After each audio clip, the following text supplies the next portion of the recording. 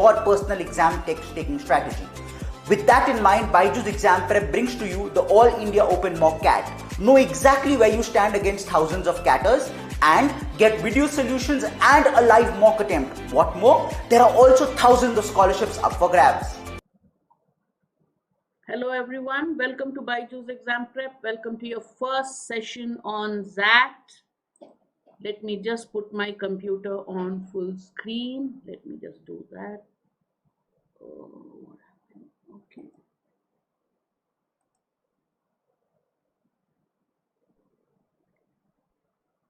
Just give me a second. All right.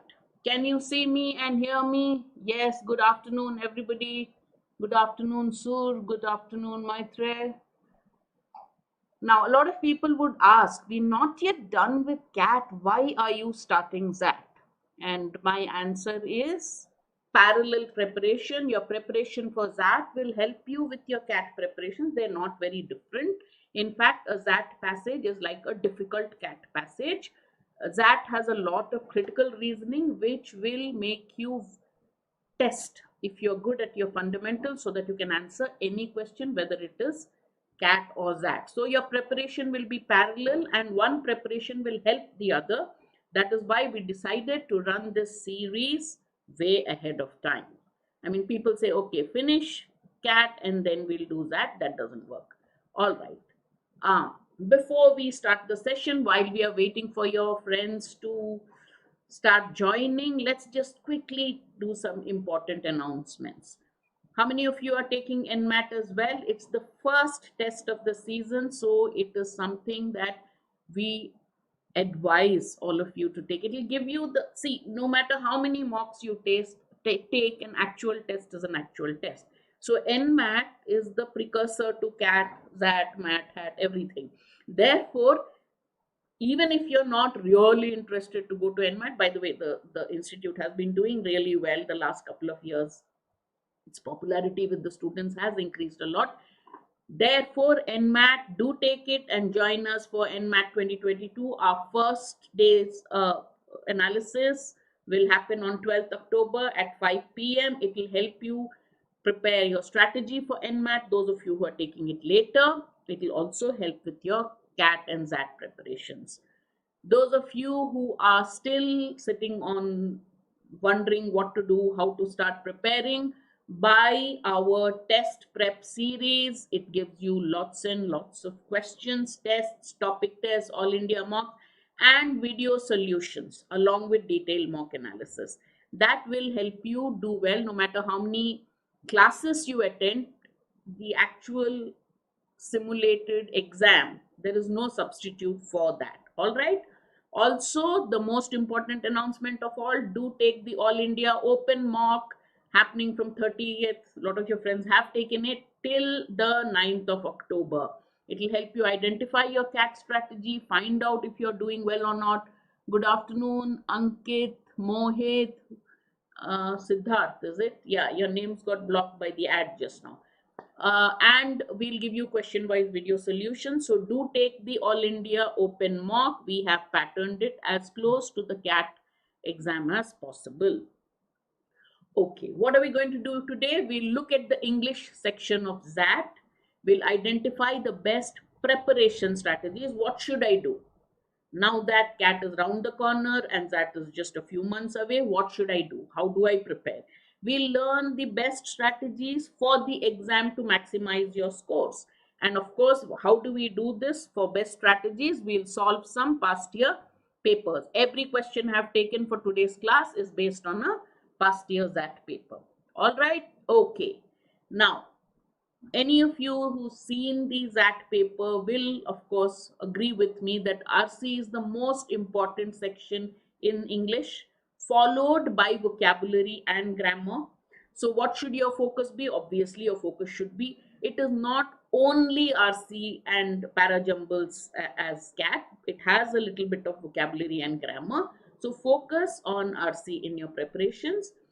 Also, do not, I mean, along with it, if it's a long-term preparation, I would tell you to also focus on vocabulary and grammar. And now, in the last few months, I'd ask you, if you want to do well in vocabulary, they are just like laddus waiting to be given. You can get score really high and boost your score if you do well in the few vocabulary and grammar questions that are asked, right? So you can focus on commonly confused words. Zach gives you fill in the blanks, and all the options are commonly confused words. So you can look at the commonly confused words. All right, solve a few questions in grammar, and your uh, strategy should be to look at more questions, solve questions on prepositions, subject verb agreement, and conditional sentences. All right, okay. Now just give me a heads up. Are we ready to start? All of you, are we ready to start? Let me see some answers. Have I lost you? Are you still there?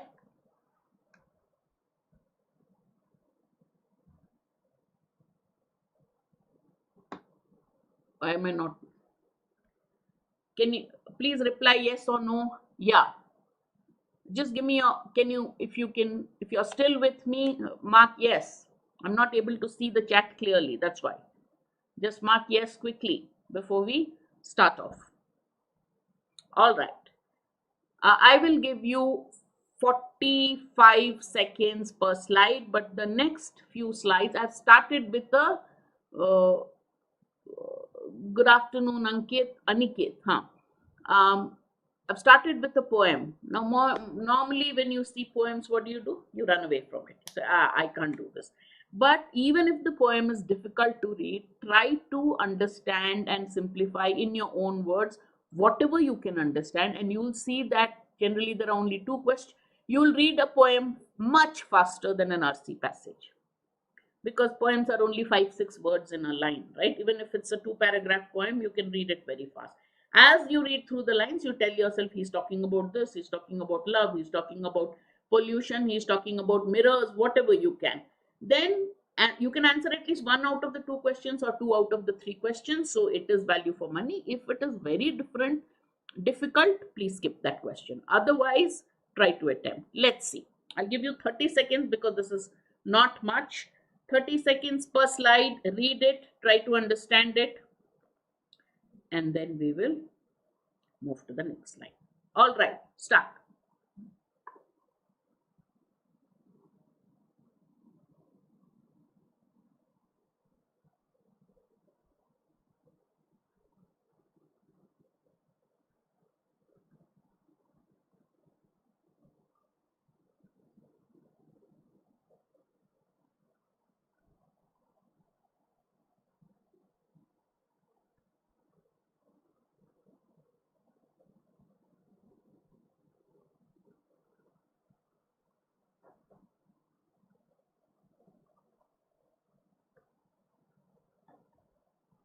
Next slide.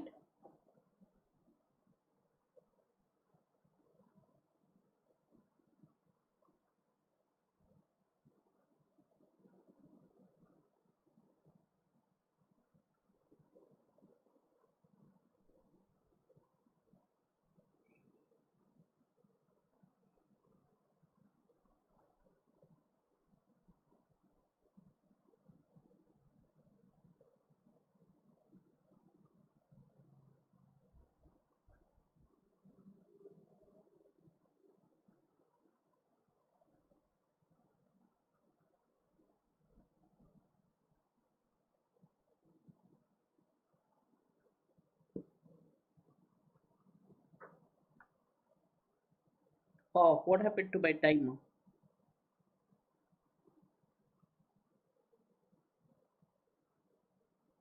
Next slide.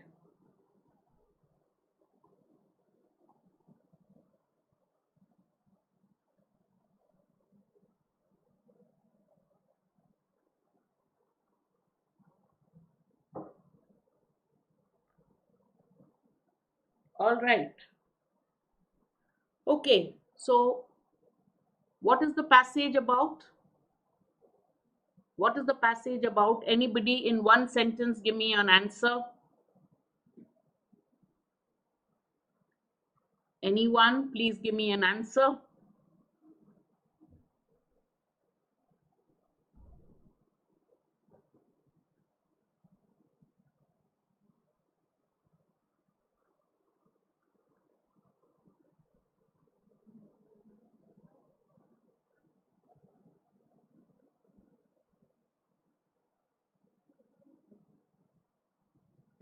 No one? A spirit that lives in this world and does not wear the shirt of love, such an existence in a deep disgrace. So the author says it should be is a deep disgrace. All right, it says that a spirit that does not wear the shirt of love, anything that doesn't have love, is in deep disgrace. Be foolish in love because love is all there is. He says, go on, be foolish, doesn't matter, but love is all there is. There is no way into presence except through love exchange. So the author, the poet, and by the way, you know the poet, a very famous poet, the poet is Rumi. You've heard the poems of Rumi, you've heard the quotes of Rumi, one of the most quoted people. He says, be foolish in love. There's no way into presence except through love exchange. And if someone asks you what is love, answer, love is dissolving the will. Got it? It is almost dissolving the will. True freedom comes to those who have escaped the question of free will and fate. So, to whom does true freedom come? Those who escape the question of free will and fate. All right, let me see. Why am I not able to see your chats?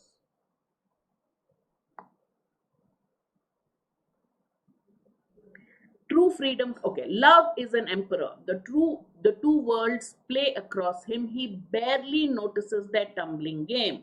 Love and lover live in eternity. Other desires are substitutes for that way of being. If you don't understand, we will move on. How long do you lay embracing a corpse? What's he saying? What's a corpse? A dead body. He says, how long? If a person you love dies, how long will you let that be like that? Love rather the soul. So don't love the body, that's like a corpse. Love the soul, because the soul cannot be held. Anything born in spring dies in the fall.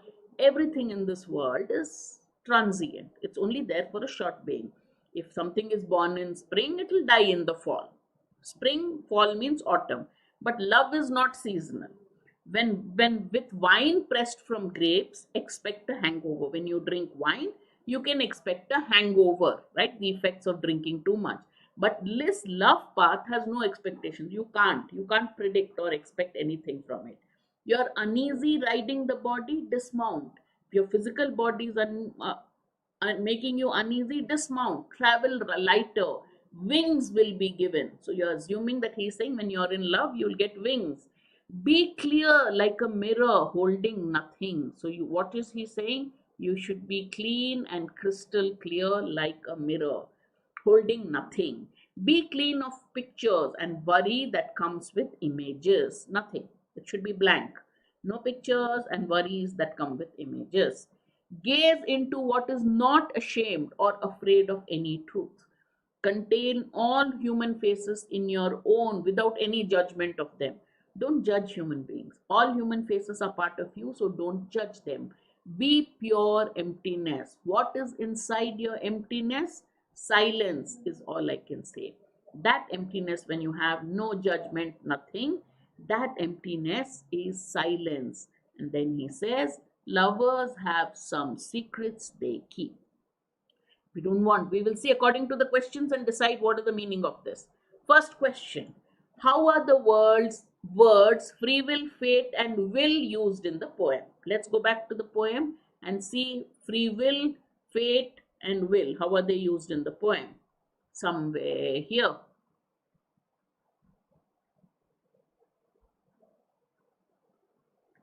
Free will, and fate. Here. Read these lines.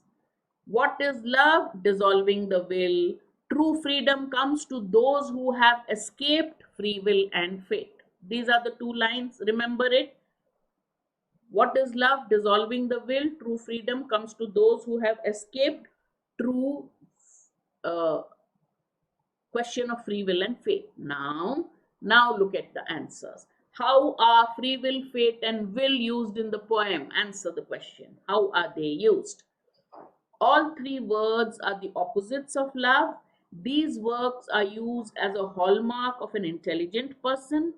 Free will and will connote self determination, while fate connotes loss of control. These are used as something that corpses don't possess. Free will and will are synonymous, while fate is an antonym to both. What's the correct answer? A, B, C, or C, D, or E? Give me your answers quickly. We read the passage, we read the relevant lines. Those of you who are here, please give me your answers quickly. Maitreyi, Siddharth, Priya, Ankit, Rohit, Mohit, waiting for your answers. Quickly type in your answers and then we'll see. Is it A, B, C, D, or E? What is the answer?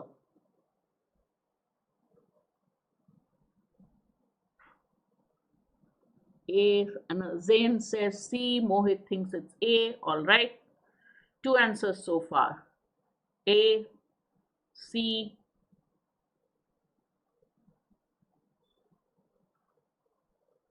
All right. There's a tussle between A and C. C seems to be clearly winning. Well, not clearly winning by a small edge.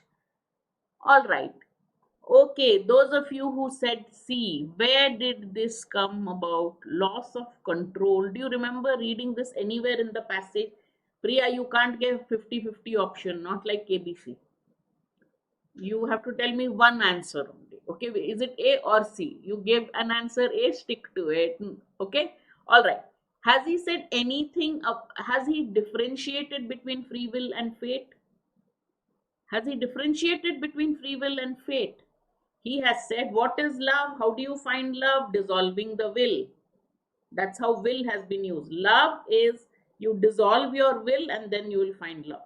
Second, true freedom comes to those who have escaped freedom and fate. So when you're free from freedom, fate, and will, you will find love. So love and these cannot coexist. That's what he's saying. So which one is the answer? A. D, they're not. Corpse comes later. You can't love the physical body. It is the soul that is more important, he says. So corpse answer is wrong. Fate is not used. These are not used together. Will is used separately, free will and fate. So this is not given that. So answer is A. All three are the opposites of love. Why? Because love, what is love? It's dissolving fate, freedom from free will and fate. Got it? So the answer is A. You have to only go back to that line of the poem and start reading and then start guessing. All right, when you don't understand poetry. So the answer is A. All right, next question. Which of the following is the closest interpretation of this expression? Lovers have some secrets that they keep. At the end, he says this, right? Lovers have some secrets that they keep. Now let's quickly look at the options and then we'll go back to the paragraph. The secret refers to the profundity of knowledge. Is it about knowledge? The secret is not to have any secret. The secret refers to freedom from emptiness. The secret refers to being a fine judge of human quality, or the secret is about loving someone as much as you love yourself. Now, before you go back to the passage, we've read the passage, paragraph, read the poem once. Has he said something about loving somebody more than you love yourself or as much as you love yourself? Has he mentioned E anywhere? Has he mentioned E anywhere? He has not mentioned anything about you should love yourself, love somebody more than you love. He has not mentioned this. He has not said love is about loving somebody more than you love yourself, as much as you love yourself.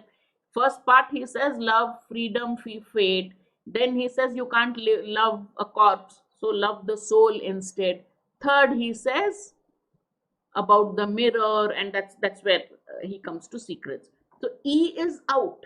Did he say anything about being a judge, fine judge of human quality? He says all human faces should be in your own. Judge nobody. Therefore, judging human quality is also not there. Has he spoken anything about knowledge, knowing others, having the knowledge and the wisdom about? So now we have only two options. That is how you eliminate options. A, D, and E are clearly irrelevant, not given in the passage. In the two paragraphs I read in the poem, nothing like this has been given. So the answer is it not to have any secret, or is it the freedom from emptiness? He has mentioned emptiness, so we will go back to that. Right? From here. Be clear like a mirror, holding nothing. Be clean of the pictures and worry that come with images. Number one, you should be like a mirror, free of all kinds of worry, all kinds of anxiety. You're looking into the mirror and you're not afraid of anything. You are containing all human faces, you're not judging anybody. Because of that, he is asking you to be pure emptiness. So, freedom from emptiness, he did not say. He says, you yourself become pure emptiness. You're not judging anybody. You're free of freedom. You're free of worry, anxiety, judgment. So, it cannot be this.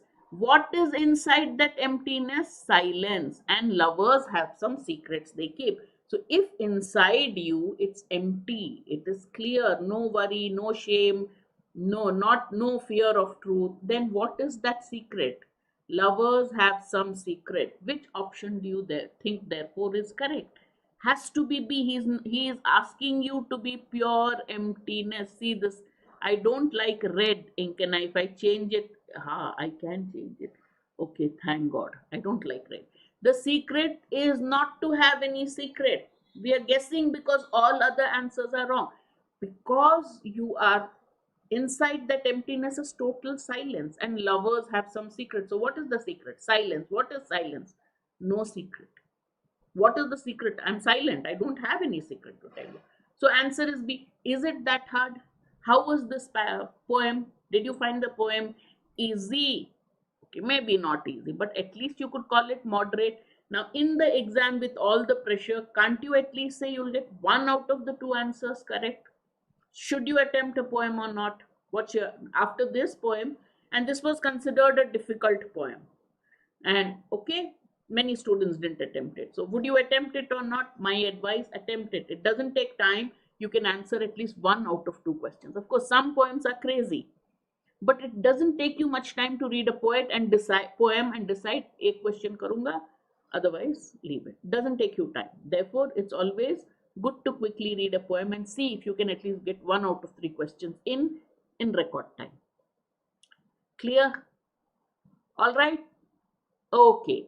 The next passage that we're going to read, I'll give you 45 seconds per passage, per slide. All right.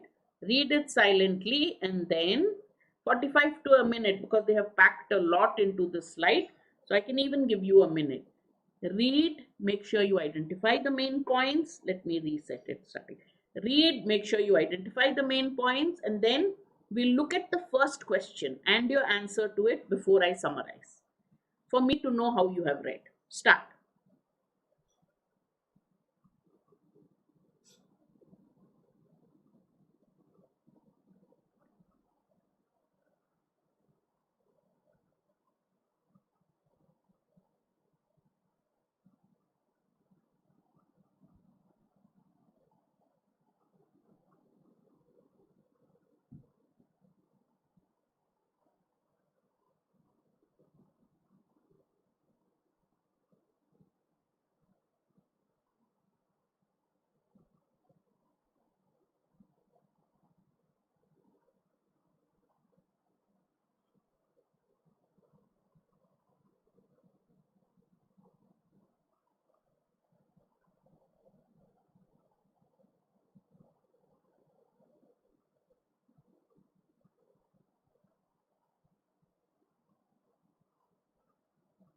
Next slide.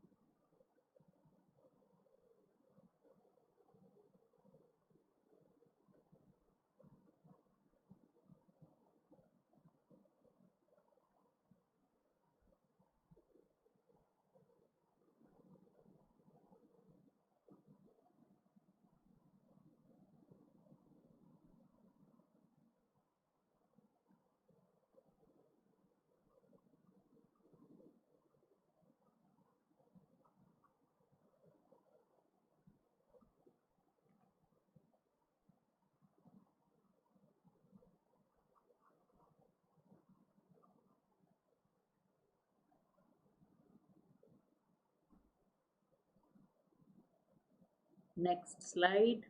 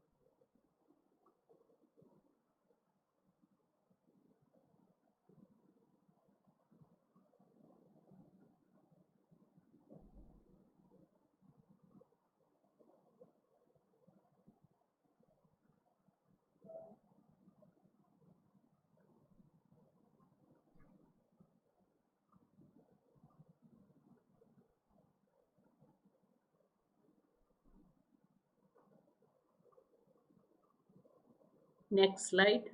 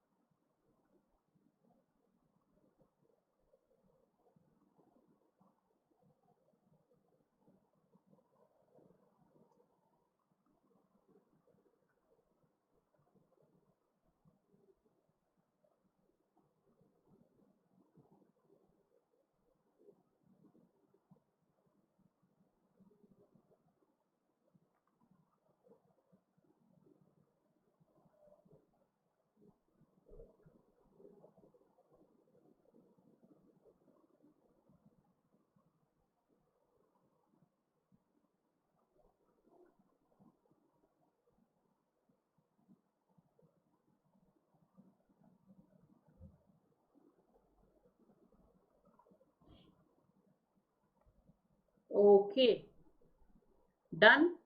How did the passage read? Easy, moderate, difficult? Reading. We are not looking at the questions. In terms of reading the passage, how was it? Only when we're talking of reading. How was it?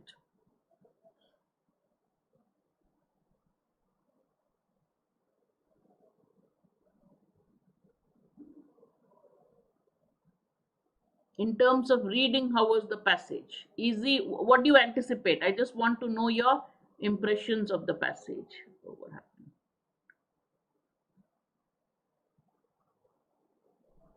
Why am I not getting the...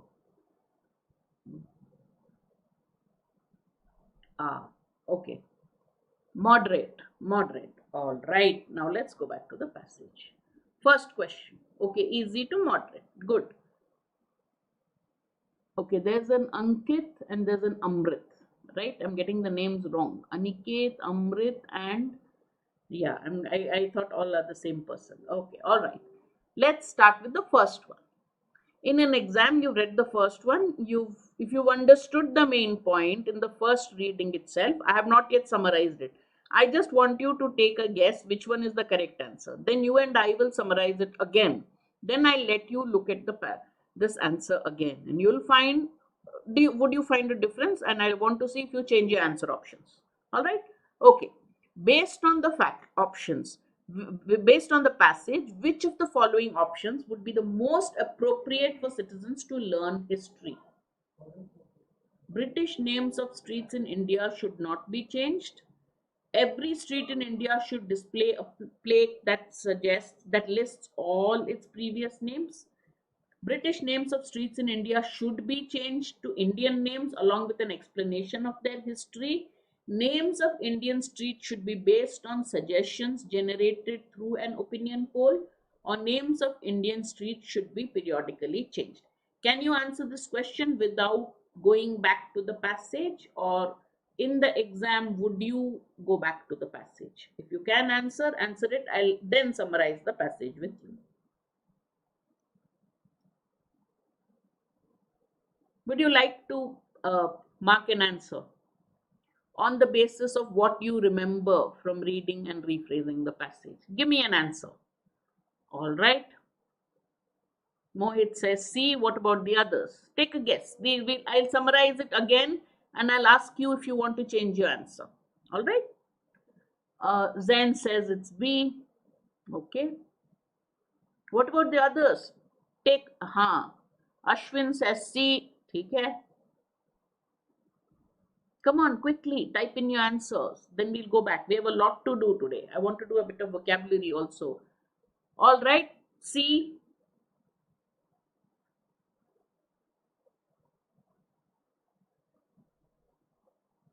All right.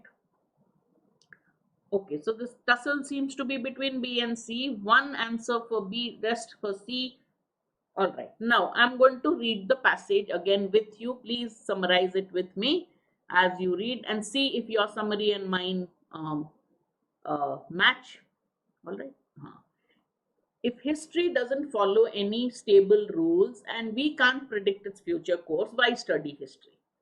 You know, there was a song, old song. I remember, I think Govinda was in it. That no, even before there was an old song of Muhammad Rafi which said, "Sikandar fought with Porus, to main kya karu?" Right? So you're saying, why study it? You can't use it. It doesn't have any rules. It doesn't have any. You can't predict any future course. Why study it? Okay. It often seems that the chief aim of science is to predict the future. Meteorologists are expected to forecast whether tomorrow will bring rain or sunshine. Economists should know whether devaluing the currency will avert or precipitate an economic crisis. Good doctors will foresee whether chemotherapy or radiotherapy is better to treat a lung cancer.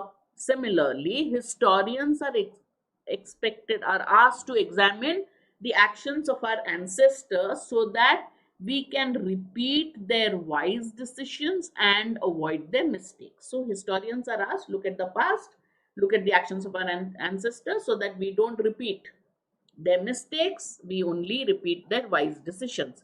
But it never works like that. Now, what is the example the author has given for why it never works like that?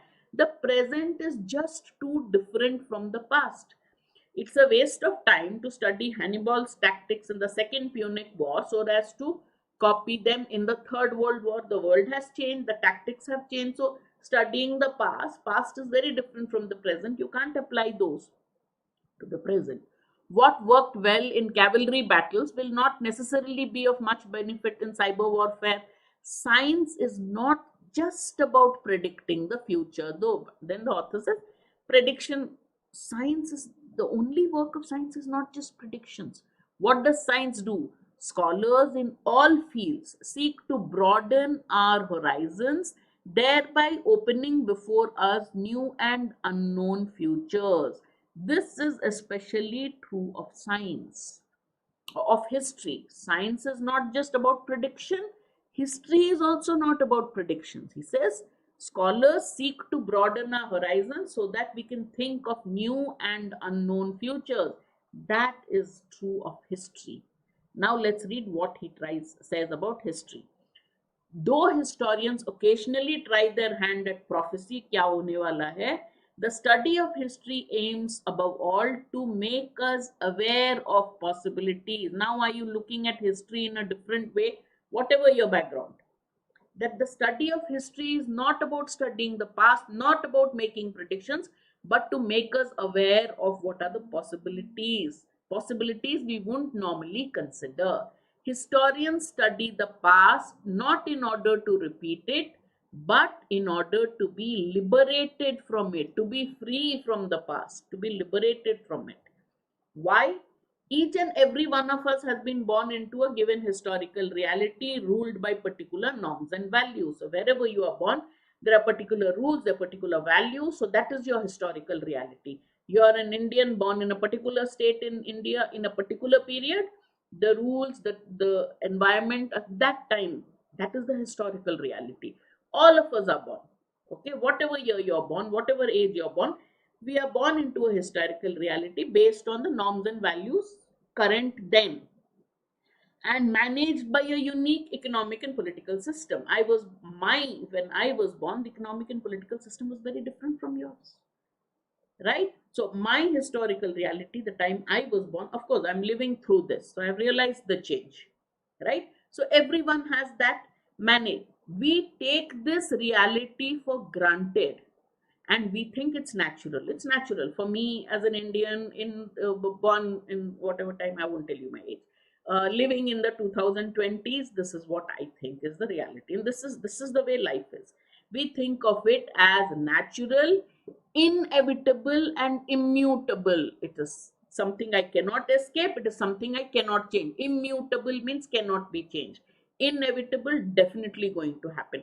So we think of our historical reality as natural, inevitable, and immutable.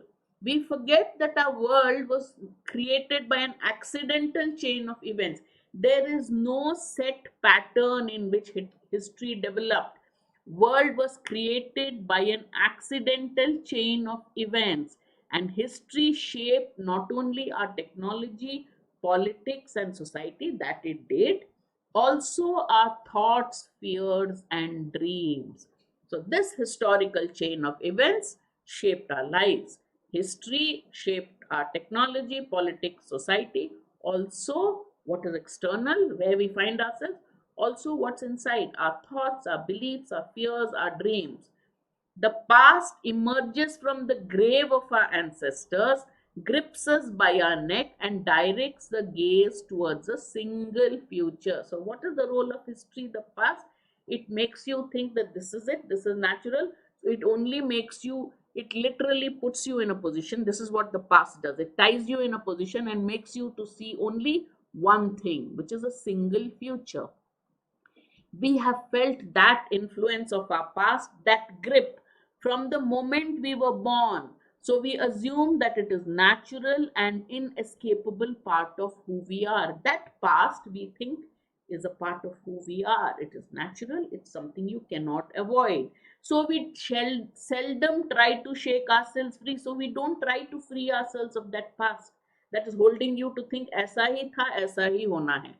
The past tells you this is the way you look because that's the way it was. So you also think that's the only way forward. You don't try to shake yourself free and look at alternative futures. You don't think of something else being possible. Now comes the most important part of the paragraph, passage, where the author says, studying history aims to loosen the grip of the past. It is not to get entrenched in the past. It is liberating you, loosening the grip or the influence that past has over you. It enables us to turn our heads this way and that. It says the past makes you looking focused on only one direction. History tells you that free yourself of that. There are others possible. You can look here and there. Begin to notice possibilities that our ancestors could not imagine or maybe didn't want us to imagine by observing. So what does history tell you? It tells you about the accidental chain of events that led us to the present. By observing and studying the accidental chain of events that led you here, you also realized how your thoughts and dreams took shape. Why do I dream of this? Why do I think like this? This is because of this chain of events that put me where I am. So by studying the accidental chain of events, you realize how your thoughts and dreams are shaped. And then once you realize that, you begin to think and dream differently. Oh, so this is it. I don't agree. I can look elsewhere. So you begin to think and dream differently. So what is his conclusion about studying history? Studying history will not tell us what to choose in your future, but at least it will give us more options. Clear? Now tell me, based on his options, studying history, what does it do? We have three main points. Studying history aims to loosen the grip of the past. Studying history makes you understand the accidental chain of events that led you to where you are now, so that you can understand how your thoughts and dreams were shaped by that accidental chain of events. Then you decide not to think like that, but to think in different ways. So studying history is not going to make you choose options, but it will at least give you different options. Correct? These are the things. So he is saying which of the following would be most appropriate for students to learn or study history. Now will you, if anybody will change their answers, British names of streets in India should not be changed. Every street in India should display a plate that lists all its previous names. British names of streets should be changed to Indian names along with an explanation of their history. Names of Indian streets should be based on suggestions generated through an opinion poll. Names of Indian streets should be periodically changed. Which are the options that you're going to reject immediately? Opinion poll and keep changing it, right? Why opinion poll? Jisko jo marzi hai, I'll call one street Deepika Padukone, I'll call another Ranveer Singh. What does it matter? Opinion poll said it. So D and E cannot be. So which one? Many of you said C. Do you want to change your one? Only one person, only Zain said B. Everybody else said C. Right? Do you think you need to change or stick to C? D and E are to be eliminated, Mohit. Agree. Between A, B, and C, A should be rejected. Why is A rejected? A is rejected, should not be changed. So you are not in any way learning history. You're keeping it like that. Okay. It doesn't add to any learning. All right, maybe. So between B and C, it is C, says Aniket.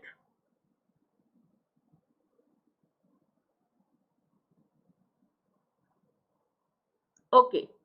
Why only British names, Aniket? Every street, why shouldn't it be? Why only British names should be changed along with an explanation of the history? What crime did the other streets do? You don't want to study about the other streets. Only the British names of streets are being changed. So if it's an explanation of its history, then you're only getting the history of British streets and why the British changed it or whatever. So what wrong did the other streets do? Why only British names of streets should be changed? By doing that, what are you doing? You're only getting some explanation of the history of British street names of streets. What about the other streets? You're learning history. Are you learning only the British period of Indian history? Why only British names of streets in India? Do you get it? So between B and C, which is the better option? When you have a sign which tells you all its previous names, you can trace its history. The explanation is part of the name, you'll find out. But here, only British names should be changed to Indian names with an explanation of their history will not help. Got it? Our history goes back beyond British. So only British names of streets becomes a very narrow answer. So the answer is every street gets its name. Now, I know why many of you said C, because of this very tempting expression.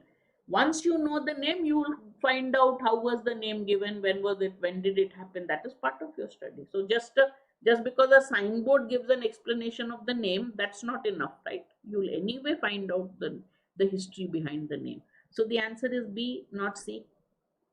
Rather, B is a better answer than C. Clear? Okay, all right. Next question. Which of the following is closest to the essence of the passage? What is the main idea of the passage? If you've read the passage well, if you and I summarized it well, you don't have to go back to the passage. You should not read a passage a second time. It's a waste of time. If you find yourself reading the passage a second time to find out the main point, you know that you're reading it wrong. When you do it in the mocks, you know that you haven't read the haven't read the passage properly. So main point you normally don't, and main point you shouldn't make a mistake.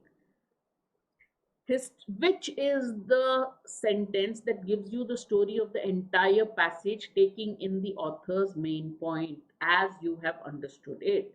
History, unlike physics, doesn't help predict future. History deals with long time periods. History documents the past events related to specific people. There is no strict cause and effect relationship in history. History has the potential to make us eclectic. Eclectic का मतलब है, पता है? That, do you know the meaning of eclectic? The meaning of eclectic is drawing from different sources, relying from different sources, relying on different sources. That is eclectic. Eclectic, in other words, means broad-minded, in a way. All right. So what would be the correct answer? I'm seeing lots of answers for E.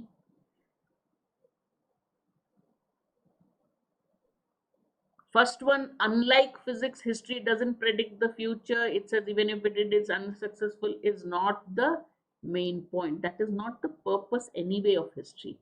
So it doesn't predict the future is not the main point. What does it do is the main point. So just because it's a fact mentioned in the passage, it doesn't make it. No, eclectic does not always mean reading. Eclectic can be, I have an eclectic collection of toys in my house. I have an eclectic collection of books from every genre. All right, so eclectic means drawn from various sources. Varied. The exact synonym is varied. So he talks of potential to make us eclectic, make us broad minded, make us look at different options.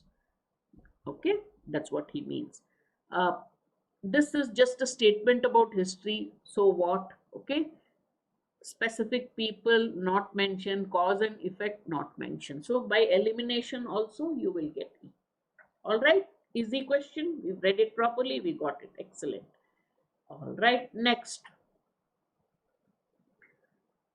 So here is the question. Read the sentences, and the question is saying which of the statements above, if true, would contradict the view of the author. So you have to look at think of the main point and look at main point and some of the points the author has made, and look at something which goes against what he has said. All right. A historian successfully predicted a political crisis based on similar events in the last century. Using the latest technology, doctors could decipher the microbe causing the disease. Students who prepared for an exam by perusing past 10 years question papers did not do well in the examination.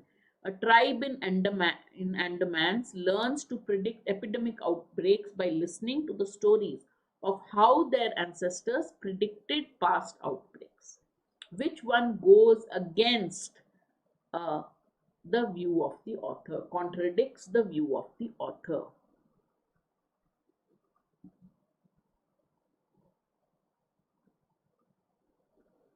Okay, Mohit is quick. Fastest finger first. Mohit wins that. He's given the answer even before I read the fifth option. D, he says. Do others agree with him? Is it A and B only, C and D only, B and C only, A and D only, or A, B, and D? Go against the author's main point.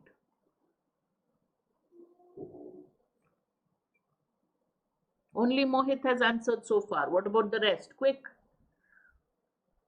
Which one is the correct answer? Okay, Ashwin also thinks it's D. That means A and D are correct. Zain also thinks it's D. All right. Nobody. Okay. So basically, author says history cannot be used to make predictions. Historians make terrible predictions. They've unsuccessfully tried to predict the future. This is a case of predicting the future correctly. This is the case of predicting the future correctly, looking at the past. Therefore, A and D only. This is a application question. Theory has been given, the sentence has been given about history, and you're applying it to a situation given in the question. These questions are generally easy. Now students look at it and say, oh my god, I have to look at the statements and I have to now counter it, so it will take me more time. It generally is based on 2 or 3 of the main points, if not the main point of the passage. So they just are testing your understanding of the main point or the main theme. If that is there, then it would be, wait, let me get this out of the way. All right, excellent. So the answer is D. Okay, so how many did you get right in 5 questions? We spent the minimum time. I gave you 45 seconds per slide. One slide I gave you 1 minute. So around maximum, I've given you 3 minutes for the passage, or 3.5. Okay. So in 3.5 minutes, how many questions did you get right out of 5? I made you attempt all the questions, of course. In the exam, when you're not really sure, only leave it. After reading the passage, you say, ho jayega. How many did you get? At least 3 did you get right? 4 out of 5. Excellent. So this is not a difficult passage. This is a moderate passage. Actually, it turned out to be quite easy if you read it properly. All right. And this was considered one of the tougher passages in that. The pressure here is the time that you take on it. If you read the passage properly with the main points and go back to the relevant section, you will do correctly. You will do well. That tests your understanding of the basic parts of the passage. Now we come to something excellent, 4 out of 5. Now we come to something which was considered little more difficult than the earlier passage. All right, and there was one answer where we had challenged the official answer key. All right, again, I'll give you 45 seconds to a minute depending on how long it is. 3 or 4 out of 5. It's a good uh, accuracy rate, right? I would be delighted with 4, but 3 is fine. What happened to my plan? Okay. Okay.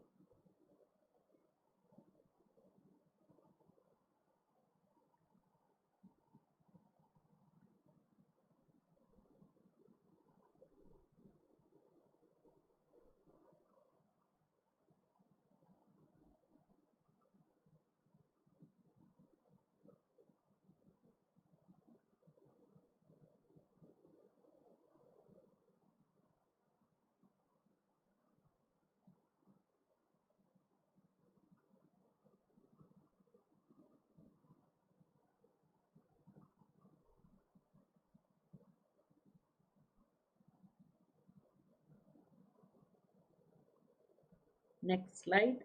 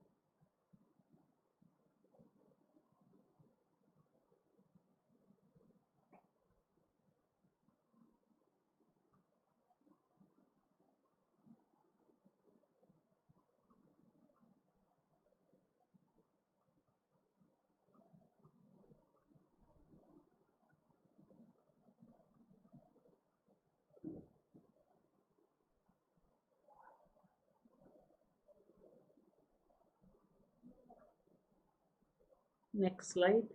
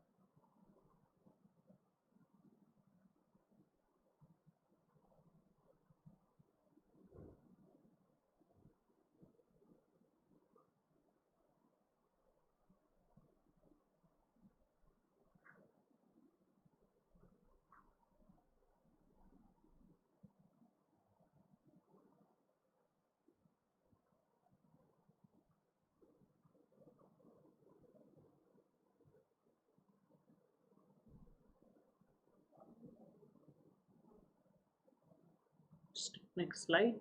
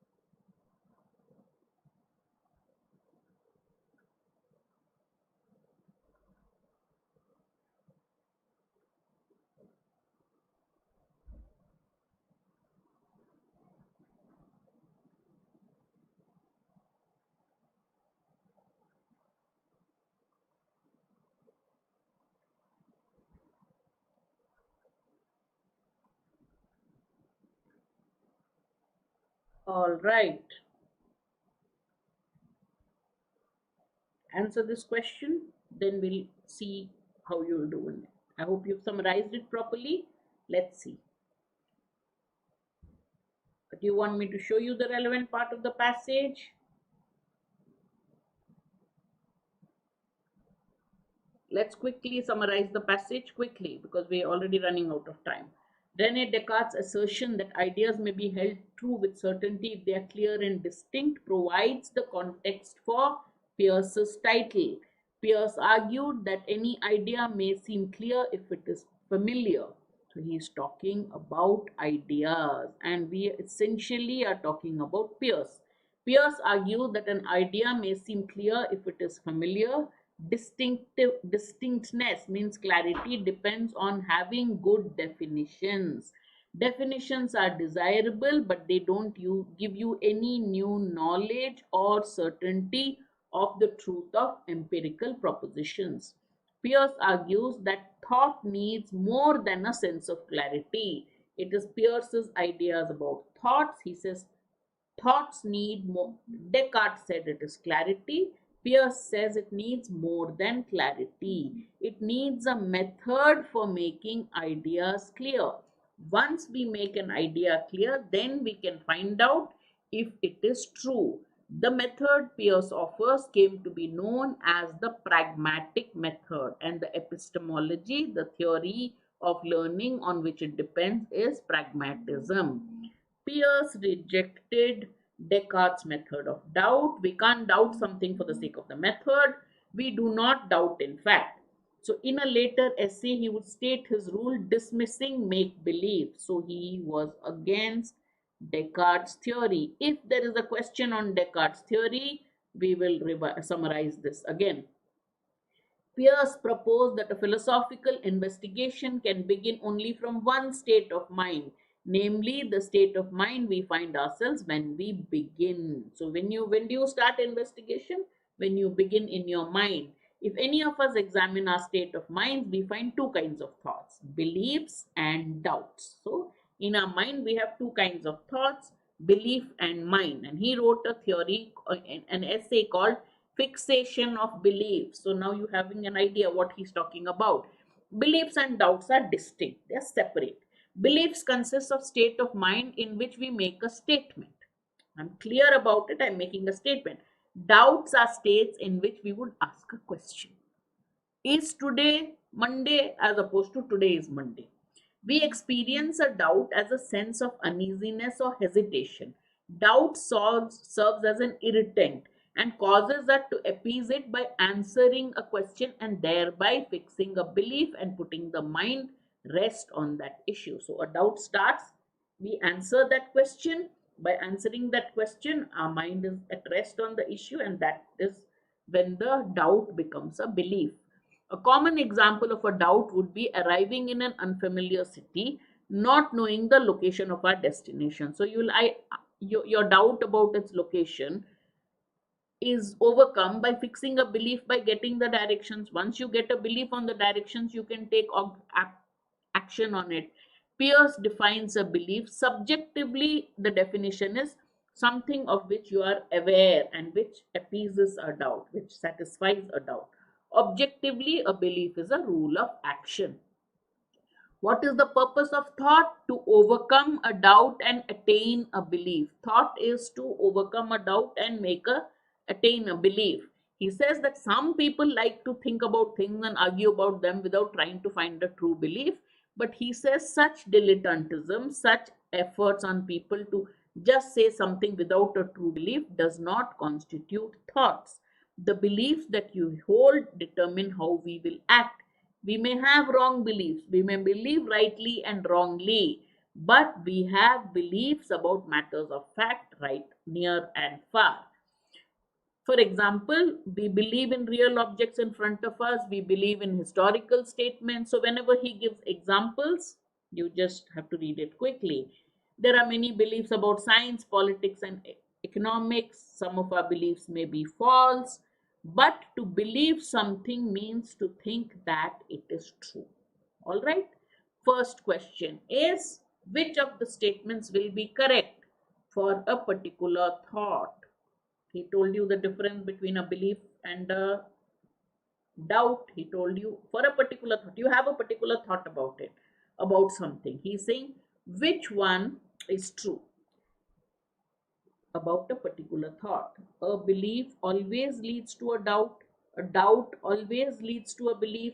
Doubt and belief may coexist. A belief and doubt are not related. A doubt may lead to a belief. Which one is true regarding Peirce's idea of doubts and beliefs?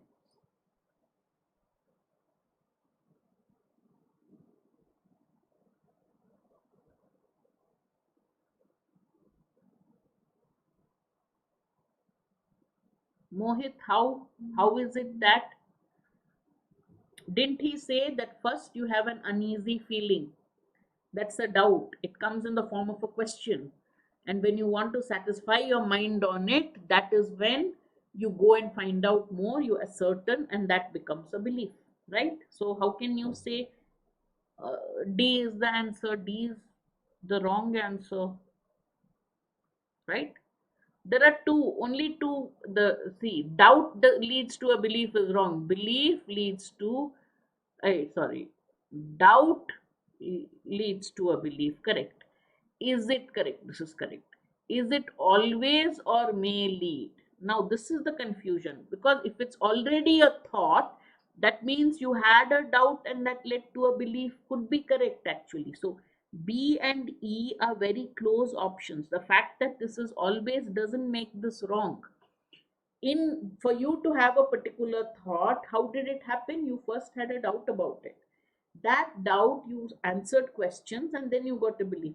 But there are many beliefs, scientific and political and all, that you have. No, those are facts that are beliefs. So a doubt may lead to a belief is a more general answer. But remember, B is not totally wrong. If you look at a particular thought, this can also be correct. That is the doubt we had in this particular year. B or E, B or E. And in the exam, if you are the kind who gets that doubt, don't answer it. I hadn't answered it. I moved on to the next question. Because for a thought to become a thought, did it start as a doubt and then lead to a belief? So a doubt always leads to a belief. But if it is a thought like political or economic facts, then I never had a doubt. I'm just accepting it. Right? So E is a better answer. Okay. All right. Next question. A candidate has applied for XAT. According to Peirce, and we've done his theory, what can you say about the candidate? You have applied for XAT. Okay. So what does it tell according to Peirce's theory? A candidate has a belief in the XAT application process. The candidate has a belief that XAT is a good test of ability. The candidate is doubtful about her performance, his or her performance in XAT. The candidate believes that he or she will perform well, or has a doubt about her performance in other MBA entrance exams. Which one is correct according to Peirce's theory of how it works? When you have taken the action, what is the action? You have applied for XAT. So that action of applying for XAT indicates what? Indicates a belief. A belief leads to an action. Correct? So, what is the correct answer? Question 7. Guys, we have to quickly wind up. It's already It is the application process. Application begins 6 months before the exam. So Zen, Amrit, Mohit, application has begun before the exam. So where will the question of your performance come? Where is the question about your performance there? You don't know, you applied and then you had other work. You could not prepare. So where is the belief in your performance coming from the application process? Your answer is wrong. Your belief about the application process, your application applying for an exam does not indicate your belief in your performance in the exam. No, that is way later. Way later. So what is the correct answer? uh, A or B, those are the close options. Now, you are applying for the exam. So, what is definitely correct about your belief? That you believe in the application process, that the process would be fair, your application will get through, paisa khoega nahi kahin pe, you won't lose your money. It has to be A. Test of ability comes later when it is you're facing the exam. The pattern may change. In the application itself, you're not looking at the pattern, right? So which one is definitely a belief, what you believe to be true? It has to be A. Application, you're applying, so you have full belief in the application process. Now this is one step away, this is after that. So between A and B, A is definitely true based on what Pierce has said. B is 1-2 steps away. So I will say A. Application process, I am believing in it, so I am applying. Who talks about test of ability, performance, and other things? Got it? So the answer is A.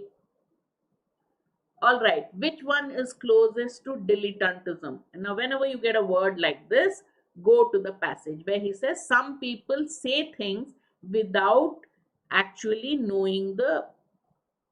I'll take you back as well quickly. Here.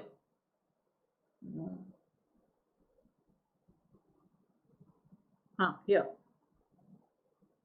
Some people like to think about things without caring to find a true belief, but he asserts that such. So this is how he describes dilettantism: arguing about things without caring to find out uh, a true belief. Okay, so what is the closest meaning? Chronologically, what is the first we have to take into consideration? I mean, we don't have any other method, right? Mohit, he has told you that you have a doubt, oh, there's an application, should I apply or not? Then you ask yourself the question, then you get confirmation, it becomes a belief. So here the doubt and the belief are about the XAT application process rather than XAT, the exam, your ability and performance. So this is the answer that we can say is definitely true. The other one takes a little bit of assumption, right? We only follow what has been given in the passage. So which one does it mean? Not without any true belief, somebody is making statements. So what is that? Is that a belief? Is that a doubt? Is that a guess? Is that a surety? Unlikelihood? What would you say is the meaning of the word? He says that is just dilettantism. That doesn't happen. It's not a true belief. So here dilettantism refers to guess. Okay, they're just saying something without a true belief. So it cannot be a belief. It cannot be a doubt because the doubt will lead you to the belief. So it's just guesswork, saying something. All right, next one. All these questions are on application, right? So let's look at the next application question. A person thinks that he or she has to keep awake for 20 hours in a day to score well in an exam, but is awake for only 15 hours. Okay, thought is 24 hours, keeps awake for only 15 hours. So according to Peirce's theory, which of these is correct? Peirce's theory, you think 24 is good to score well, but you have studied only 15. So what does it show? It shows the person believes in a minimum sleep, doesn't have a true belief, counter argument to Peirce's theory, only a thought, nothing to do with action, does not have a doubt. Which one is the closest to Peirce's theory? You think 24 is enough, you go with 15. Which one is closest to Peirce's theory? Okay, I'll do one vocabulary question after this passage is done. Okay, we're running out of time.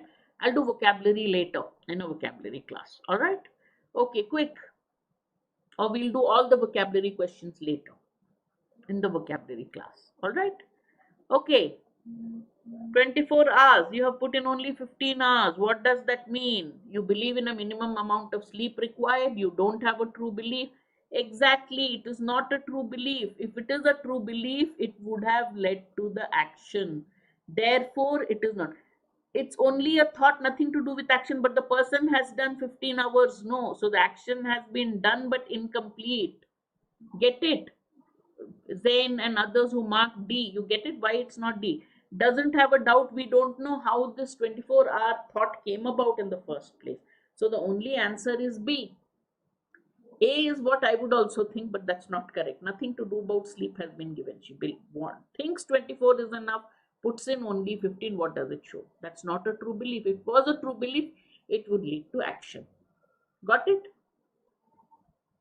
Okay. One question of vocabulary only, and then I'll say bye. Which one? Whenever you're given, or we'll do it in the next class. Whenever you're given fill in the blanks, read the entire sentence before you look at the options. Then you start putting the, let's say the first of the words of A you put. If it works, then you start going to the second and then to the third. Only then. All right.